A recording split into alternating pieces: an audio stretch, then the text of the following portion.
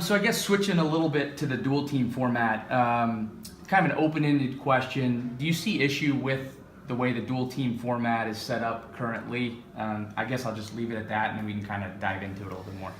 Yeah, I don't know if an issue is the right word, but during the time I was the administrator for wrestling, even now, still having contact with a lot of wrestling folks, I heard and I know when we look at it as a nation, there's states that don't do a dual team event, there's some that do it mid-season, and I think, if that's better for us that we separate it from the end of the year, I'm not opposed to looking at that option. Our attendance isn't great, and that's the one thing I have to worry about a little bit is attendance. So at our state final for dual team, we don't get very good attendance when it comes the week after. But we want the event. We don't want to base us providing the event based upon attendance. We want to do it for the kids and for our teams and for our schools. And so until our schools say, hey, this is a dying event, we don't need this anymore, or we need to relocate the time, we'll continue to provide it. So I know there's some concerns about how teams qualify based upon the regional. That's an issue we can continue to look at. Every year we generally get some recommendations from our advisory committee about some things to tweak in regards to qualifiers, and should we bring 2 out of every regional as opposed to just the regional champion to the sectional? Just the way it used to be, right? Correct, yep.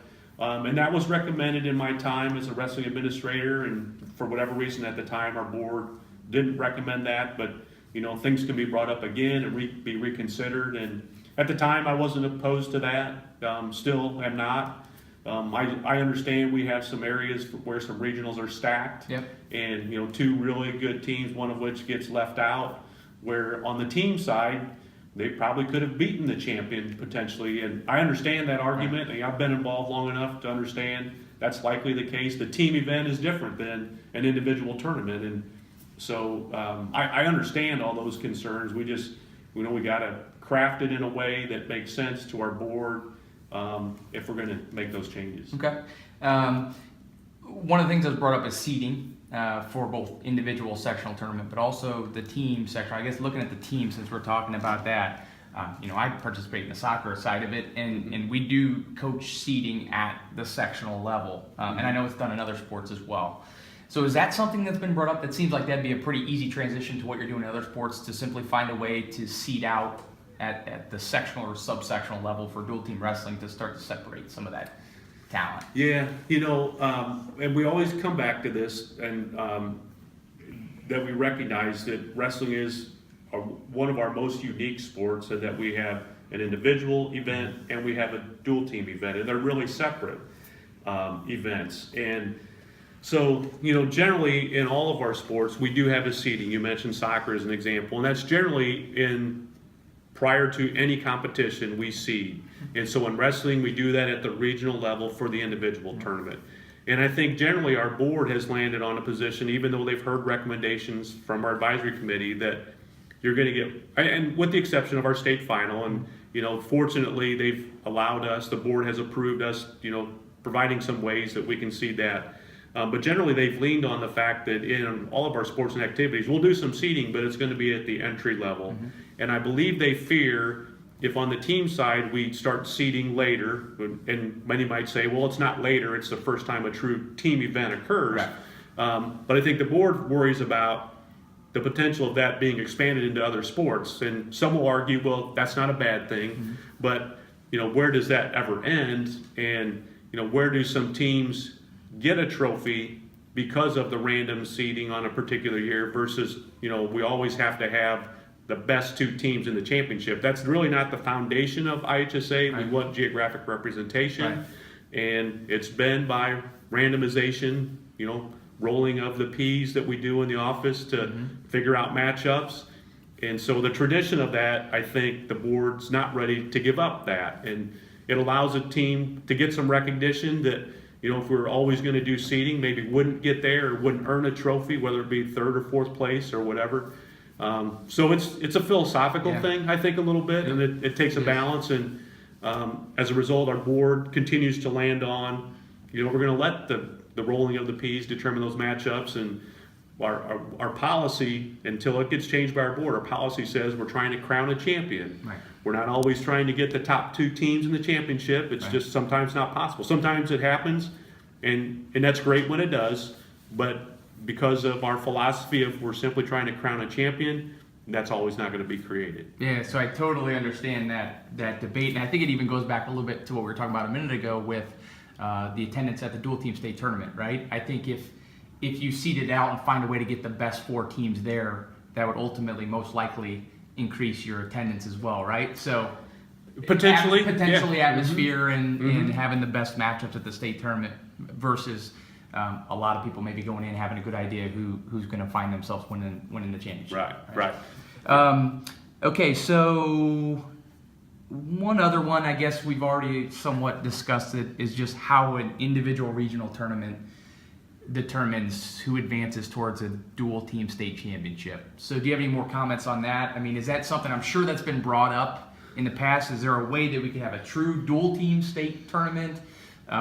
You talked about there's maybe even an idea that you don't even have a dual team state tournament. You just decide the team champion at the individual state tournament.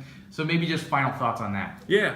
Well, again, I hope the people listening, viewing, or seeing would understand that we're open and have been, continue to be, within some limitations. Our board is ultimately going to make the decision, but we're open to recommendations from our coaches that make up our advisory committee. And yeah, on the dual team side, if we do something mid-year where the coaches, or somehow we develop a state series where we haven't even started the individual regional and keep it totally separate, just do a dual team event.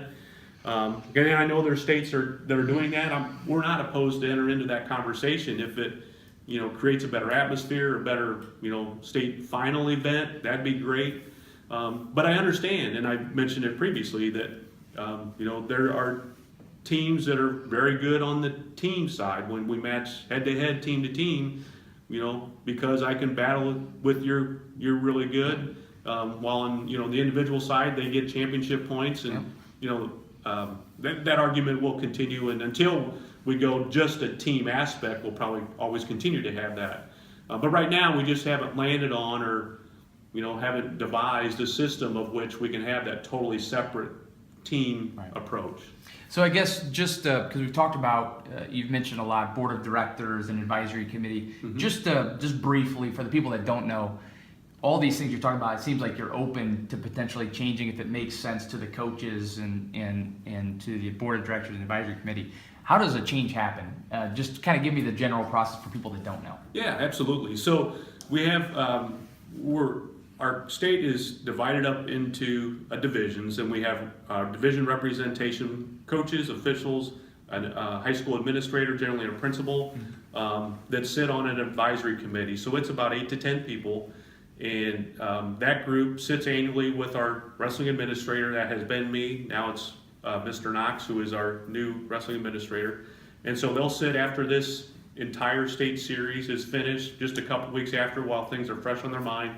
And they'll talk about terms and conditions, which would include scheduling, all the state series kind of information as part of our, what we call our T's and C's, terms and conditions.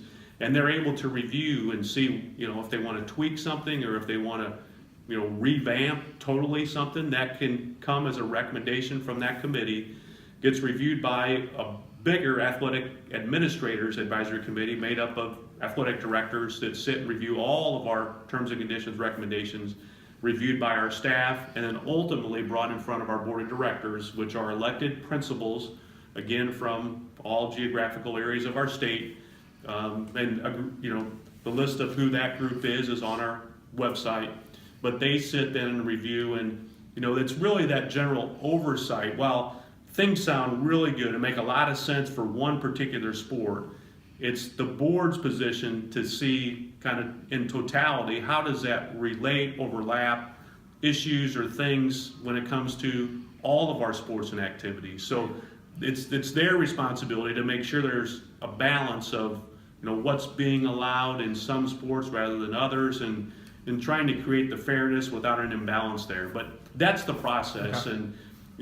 And people will talk to, and they can continue to blame IHSA, and we got big shoulders, we can take that on, but we're not opposed to and would allow those recommendations to flow And as a staff, we'd like to see events get better. We'd like to see better attendance. We want all those things to happen. We want kids to have a great experience, our schools to have a great experience when they come and participate in our state series, and we hope that they are for the most part. Right. But if there's improvements to be made, we're open to that. But ultimately, it's going to land to our board of directors to decide does or doesn't this make sense. Right. So to kind of sum it up, the advisory committee, the wrestling advisory committee, can make recommendation that makes sense for wrestling, and then it goes to the board of directors. They may not feel it's best for the IHSA and turn those recommendations down, right? That's but right. It's also not a something that comes directly to your desk and you stamp yes or no on it, right? It does go to a bigger board that makes that decision. And is that just a straight vote of the board of directors? And if the majority passes it, then it goes into effect? That's right. Okay. That's exactly how it would happen. Okay. Yeah. All right, last final couple questions. What's one thing that you wish the wrestling fans out there, because you know they're passionate, knew about the IHSA and how they handle wrestling? Well, I hope they've gathered that in terms of IHSA, I'll talk about our staff, that we have general oversight, but we're implementing what I mentioned, the terms and conditions, our bylaws. We're only about staying within the guidelines of what our schools have determined we should conduct our tournaments and our events. And that's really our role. We want to do that to the best of our ability. We work closely with hosts. For example, here at the state tournament, we work with the local folks here, the Convention and Visitors Bureau, along with the staff here at the University of Illinois to try to prepare for and create a great event.